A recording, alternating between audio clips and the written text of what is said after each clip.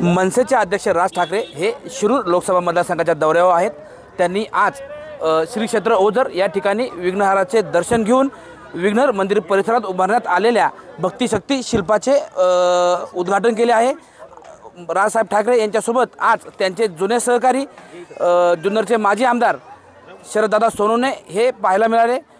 शरददादा सोनवणे व राज ठाकरे यांची जवळीक पाहता शरद सोनवणे पुन्हा राज ठाकरेंसोबत जाणार का अशी चर्चा मात्र या ठिकाणी रंगलेली आहे। आपल्यासोबत आहेत शरददादा सोनवणे।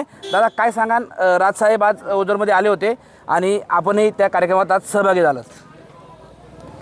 इथून मागच्या काळामध्ये शिवसेनेकडे 2 टाइम म्हणजे 10 वर्ष तिकीट मागून ती मिळाली नाही। मग संघर्षातून राजसाहेबांनी मला जो मदतीचा हात दिला, किंबहुना माझी ओळख जी राजकीय फटलाव करून दिली महाराष्ट्राच्या, त्या नेत्याचं नाव आहे आदरणीय राजसाहेब ठाकरे।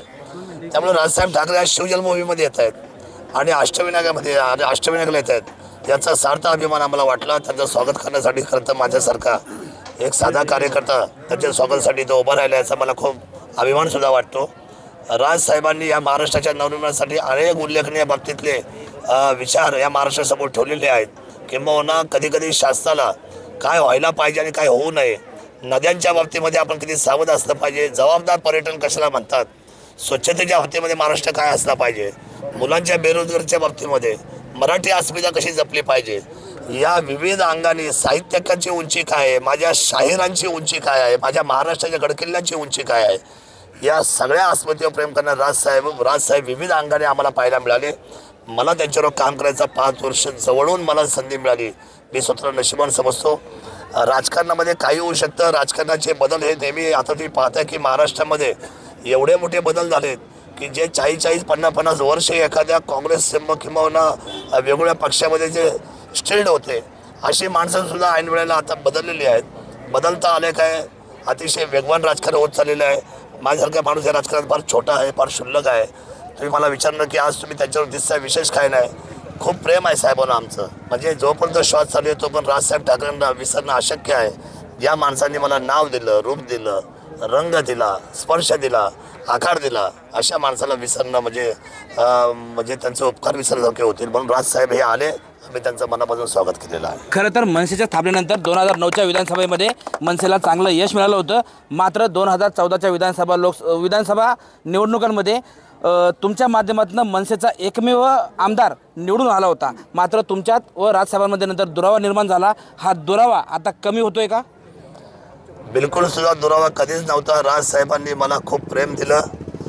राजसाहेबांनी मला सोडलं नाही तर मी राजसाहेबांना माझ्या काही महाराष्ट्राच्या आणि ग्रामीण भागातल्या अडचणीमुळं पक्षीय बलाबलीचा विचार करून इथला जो पुणे जिल्हा आहे हा राजकीय दृष्ट्या पवारांचा इथं बालेकिल्ला मानला जातो।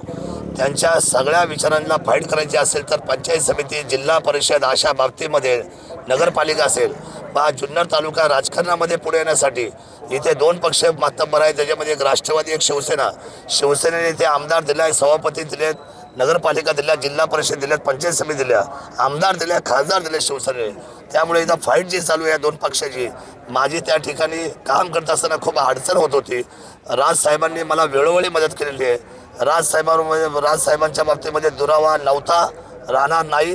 आणि मेहरबानी करून कोणीही महाराष्ट्राच्या तमाम मनसे सैनिकांनी गैरसमज करू नये। राजसाहेब माझं कालही दैवत होतं, आजही दैवत आणि आयुष्यभर दैवत राहील, असा विश्वास मी तुम्हाला या निमित्ताने देतो। खरं तर तुम्ही आता शिवसेना शिंदे गटाचे जिल्हा प्रमुख आहात। मात्र शिवसेना शिंदे गटामध्ये तुम्ही नाराज आहात अशी चर्चा होते। त्या पार्श्वभूमीवरती आज तुम्ही राजसाहेबांची भेट घेतलेली आहे, काय यामागे असेल? नाही, खरं तर एकनाथ शिंदे साहेबांबरोबर मी गेले 35 वर्ष काम करतोय। त्यांचा आणि माझा जिल्हाच एक आहे। मी 19 फेब्रुवारी 1996ला ज्यावेळेला मार्केट शिफ्ट झालं, भायखळा दादर प्रॉफिट मार्केट, तेव्हापासून आमच्या डोक्यावर हात हा आनंद दिघे साहेबांचा आणि एकनाथ शिंदे साहेबांचा राहिलेला आहे। त्यावेळेला गणेश नाईक साहेबसुद्धा त्यावेळेला वनमंत्री होते आणि महाराष्ट्र शासनामध्ये शिवसेनेचे मंत्री म्हणून होते। आमची फार मोठी टीम होती। त्यामुळे एकनाथ शिंदे साहेबांबरोबर दुरावा, नाराजी, माझा एक स्वभाव आहे, तुम्हाला मी सांगतो। माझा काम करायची ही खालची इथं पद्धत मला इतकी संघर्षाची लोकल लेवलला, याच्यामध्ये कुठल्याही नेत्याशी आमचा दुरावा होत नाही। सगळ्यांचे संबंध अतिशय चांगले आहेत। त्याच्यामध्ये एकनाथ शिंदे साहेबांनी ज्या वेळेला ते गुवाहाटीला गेले होते आणि प्रमुख लोक जिल्ह्याचे जिल्हा प्रमुख म्हणून पदाची ज्यांना आमंत्रण करायचं होतं, त्या पहिल्या फर्स्ट कम फर्स्ट यादीमध्ये शरद सोनवणेचं नाव होतं। एकनाथ शिंदे साहेबांचं काम मी जवळून पाहतोय। एक वेगळ्या पद्धतीचा माणूस आहे आणि माणसं घडवायचा कारखाना त्यांच्या हातामध्ये आहे. माणसं घडवतात एकनाथ शिंदे साहेब. त्यामुळे शिंदे साहेबांमध्ये सुद्धा काही दुरावा नाही. मी राज साहेबांना सुद्धा पक्ष सोडताना मी त्यांच्या पायाला हात लावून मी हात जोडून विनंती करून त्यांना मी माफी मागून सांगितलं की साहेब तुम्ही मला खूप दिलं आहे, पण माझ्यासारखा माणूस आज मला तिथं अडचणी म्हणून मी बाहेर पडतोय. साहेबांनी माझ्या पाठीवर हात फिरवला, मला सांगितलं शरद तर तू माझा आहे, तुला कधी जेव्हा वाटेल त्यावेळेस तुला माझे दरवाजे उघडे आहेत असं म्हणणारे राजसाहेब मी जवळून पाहिलेले. त्यामुळे हे मोठी नेते आहेत, हे मोठ्या विचारांचे आहेत. हे उगाचच खाली आपण वेगवेगळ्या चर्चा करतो, विविध पद्धतीचे आपण त्या नेते मंडळीमधल्या भूमिका मांडतो, पण माझ्या दृष्टीने एकनाथ शिंदे साहेब असतील, राजसाहेब असतील, ज्यांना मी जवळून पाहिलं, त्यामुळे हे सगळे मंडळी थोर विचारांचे आहेत. महाराष्ट्रामध्ये काम करणाऱ्या प्रत्येक विचारांनी आणि आपल्या कामाच्या पद्धती या प्रत्येक वैशिष्ट्यपूर्वक नेत्याची एक वेगळी आपली ओळख आहे. त्यामुळे एकनाथ शिंदे साहेबांचा मी जिल्हाप्रमुख म्हणून काम करतोय. पण आपण म्हटली गोष्ट खरी आहे, राजकारणामध्ये काही घडू शकतं, आपण ते पाहूया. उद्या काय मग काळाच्या मनामध्ये आहे आणि काळाच्या पोटात काय दडले मला माहीत नाही, पण एकच सांगेल आगे आगे देखो होता है क्या. राजकारणात काय दडलंय